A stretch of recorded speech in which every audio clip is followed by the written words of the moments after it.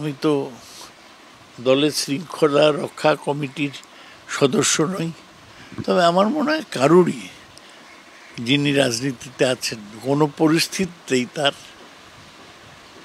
অশালীন মন্তব্য করা উচিত নয়, বিশেষ করে যখন সেই অশালীন মন্তব্য সংবাদ মাধ্যমে প্রচার হয়।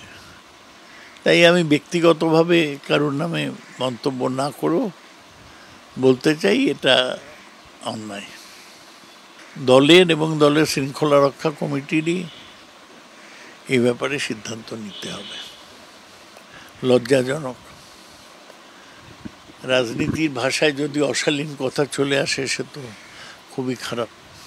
যে কোনো, এমনকি একজন কনস্টেবলেরও তো আত্মসম্মান রক্ষার অধিকার আছে, ওসিকেই বা বলবে কেন? এটা অন্যায়।